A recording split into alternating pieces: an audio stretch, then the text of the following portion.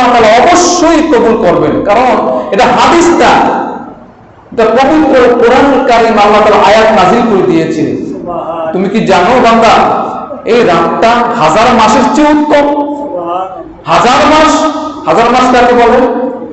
83 বছর বা 84 বছর ইবাদত করলে যে সব হবে, ওই সব আপনার আমার আমলনামায় আল্লাহ সুবহানাহু ওয়া তাআলা উঠিয়ে দিবেন। বলেন সুবহানাল্লাহ।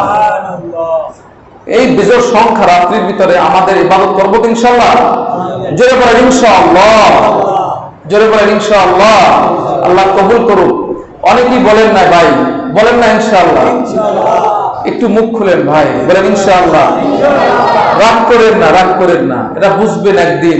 কারণ এই রাত্রির ভিতরে সিনটিফিক্যাস আল্লাহ রাব্বুল আলামিন এত সুন্দর করে বলছেন যে যত ফেরেশতা, লক্ষ কোটি ফেরেশতা, তারা এসে নিচে বলে সালামুন হিয়া হাত্তা মাতলাইল ফজর, ফজরের নামাজ পর্যন্ত তোমার জন্য রহমতের দোয়া ও বরকত দান করতে আছে। সুবহানাল্লাহ। কি ভাবছেন ভাইয়েরা আমার, এই কদর রাত্রে আপনি আমি যা চাইবো আল্লাহর কাছে আল্লাহ তাআলা দান করবে। সুবহানাল্লাহ।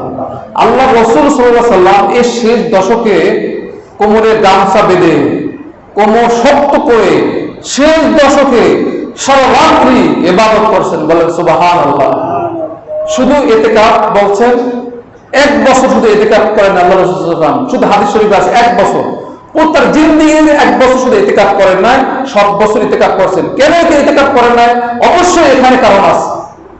যদি ইতিকাফ ওই বছরও করতো, তাহলে আপনার আমার জন্য ওয়াজিব হয়ে যেত। সুবহানাল্লাহ। কি হইতো? এই জন্য ইতিকাফটা আমাদের জন্য সহজ করে দিয়েছে, কারণ মহল্লার 2-1 বসলে ইতিকাফ আদা হয়ে যাবে। সুবহানাল্লাহ। আর যিনি ইতিকাফে বসবেন তিনি সৌভাগ্যবান, হাজারো মানুষের ভিতরে সৌভাগ্য ব্যক্তি। সুবহানাল্লাহ। কারণ তার সামনে থেকে কবর কোথায় যাবে বলেন? কোথায় যাবে কবর? যেতে পারবে বলেন? যেতে যাওয়ার সুযোগ আছে? সে সারা রাত ইবাদত করে মসজিদে থাকে, ইনশাআল্লাহ সে কবর অবশ্যই পেয়ে যাবে। সুবহানাল্লাহ।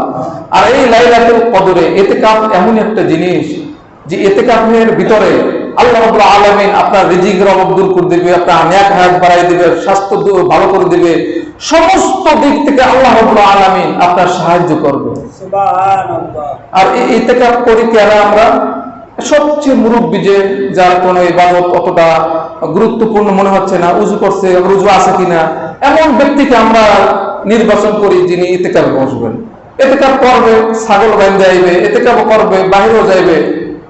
এইরকম করে ইতিকাফ না হয়ে যায় ভাইয়েরা, এটা কিন্তু এলাকার মহৎ সমস্ত মানুষের হক রয়েছে। ইতিকাফ বসতে হবে ওই ব্যক্তির যিনি ইবাদত করতে পারবেন বেশি বেশি। সুবহানাল্লাহ। যদি যুবকদের ভিতরে বসা যায়, আলহামদুলিল্লাহ, আল্লাহ তাআলা খুশি হয়ে যাবে। সুবহানাল্লাহ। কেমন খুশি হবে? যুবক ব্যক্তি নিয়াত করবে ইতিকাফের জন্য, আল্লাহ আরো থরথর করে কাঁপবে। সুবহানাল্লাহ। যৌবন রয়েছে, গুনাহ করতে পারে, অনেক শক্তি রয়েছে, সাহস রয়েছে গুনাহ করার জন্য, ওর থেকে ফিরে এসে আল্লাহ তাআলার ঘরে এসে ইতিকাফে বসবে, এর মতো খুশি আর কিছু আছে বলেন? এরকম যুবক কি পাওয়া যাবে?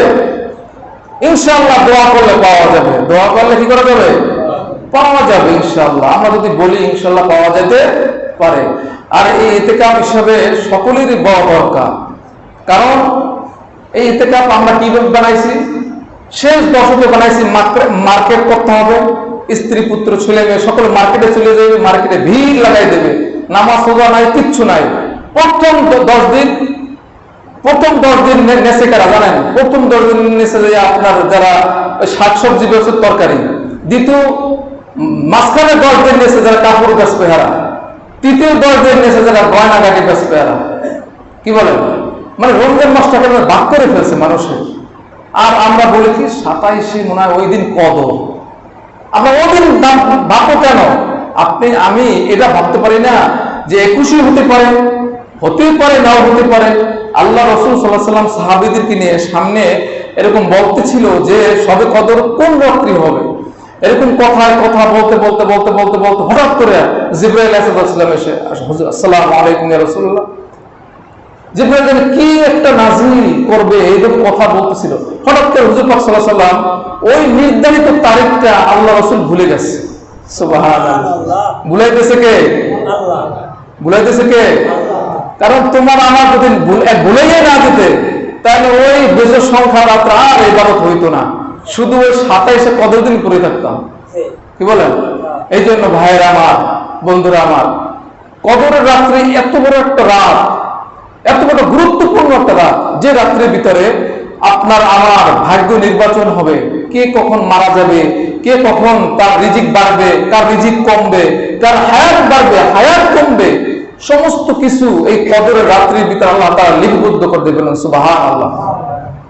আর এই কদর রাত্রে আমরা ইবাদত করব ইনশাআল্লাহ। মা বোনদেরকে কষ্ট দিবেন না যে গরু গোশত মুরগি রাঁধতেই হবে, হালুয়া রুটি খাইতেই হবে, আর নাহলে আমার কদর রাত হবে না। কি বলেন?